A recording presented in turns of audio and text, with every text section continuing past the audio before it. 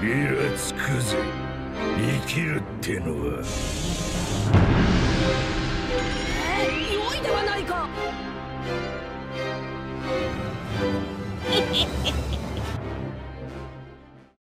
Salut à tous, c'est votre poteau Akagami, j'espère que vous allez bien. Moi ça va super, j'ai attendu toute la journée avant de faire cette vidéo. Je vous mens pas, j'ai le sourire depuis ce matin, depuis que j'ai lu ce chapitre qui est incroyable. Sur moi, le chapeau de Luffy, bien sûr, le chapeau du GOAT, le chapitre de One Piece. Donc, heureusement j'ai évité tous les spoils cette semaine. Je pense que c'est l'une des premières fois que je lis les scans, donc j'évite vraiment tous les spoils. Et aujourd'hui, on va parler du fameux chapitre 1044 de One Piece. J'espère que vous avez aimé le chapitre. Moi, j'ai surkiffé. Franchement, je vous dis la vérité, hein, mais moi, le chapitre, je le mets top 3 de mes chapitres préférés. Hein, je vous promets. Mais le chapitre, il était incroyable. J'avais le sourire aux lèvres pendant que je lisais. Pendant toute ma lecture, j'avais le sourire aux lèvres. Mais comment Oda il peut nous sortir un chapitre comme ça? Pour vous dire, rappelez-vous, ceux qui ont vu ma vidéo réaction du chapitre 1043 de One Piece, j'avais dit que si Oda nous met Iori versus Orochi, Oda allait devoir rendre des comptes. Et vous savez quoi? Il a mis Iori versus Orochi et c'était incroyable. Franchement, tout allait bien. Du début à quand Luffy parle avec la voix de toute chose et dit que il ne sait pas comment il fait pour se relever, que Zunesha l'entend, que Momonosuke l'entend, en passant par Iori versus Orochi qui était vraiment émouvant et qui allait super bien dans le chapitre. Oda il a très bien calé ça. J'avais juste peur qu'il consacre tout le chapitre à Iori et Orochi, mais non, il a vraiment bien calé ça.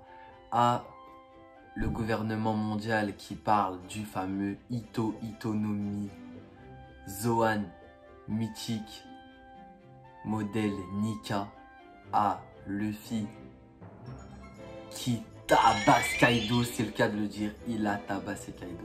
Oui. Et je n'abuse pas sur mes mots. Oui.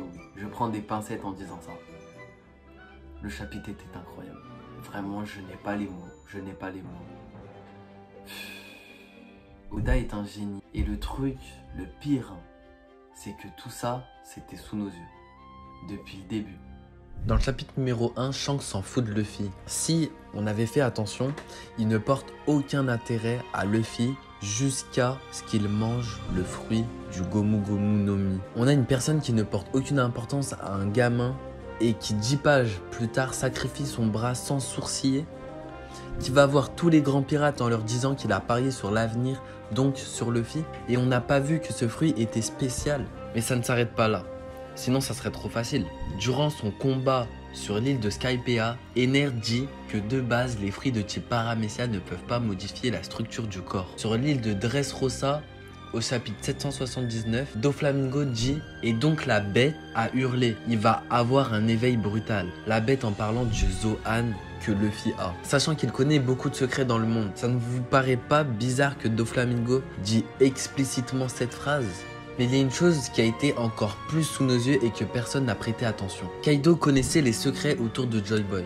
Il voulait tous les meilleurs fruits de type Zoan. Toute sa famille est de type Zoan. Et il voulait lui-même être Joy Boy. Il est allé jusqu'à créer un fruit du démon artificiel et les effets même de ce fruit étaient un état de sourire constant. Tout était là depuis le début. Le fruit s'appelait littéralement Smile. Mais une question perdure. Pourquoi le gouvernement n'a pas capturé Luffy avant que le fruit s'éveille? Car la question peut se poser. S'ils étaient au courant de la dangerosité du fruit, ils auraient dû envoyer un amiral le capturer. Mais même ici, il y a une raison valable à tout ça.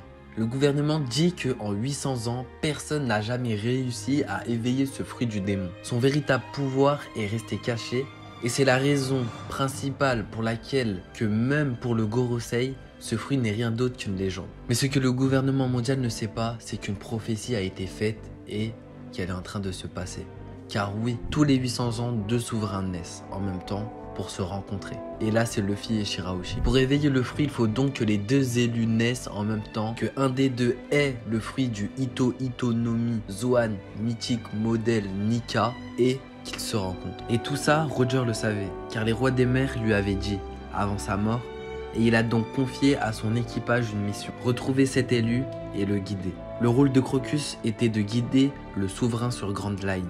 Celui de Rayleigh était de l'entraîner pour battre tous les méchants sur son passage. Celui de Shanks, de retrouver ce fameux fruit qu'il a volé au gouvernement mondial dont Woozwoo nous parle à Onigashima et de trouver celui qui sera digne de le manger. Malheureusement, un enfant de 7 ans a déjoué son attention et la suite, tout le monde la connaît. La légende de Monkey D. Luffy est en marche, le futur roi des pirates va faire ravage.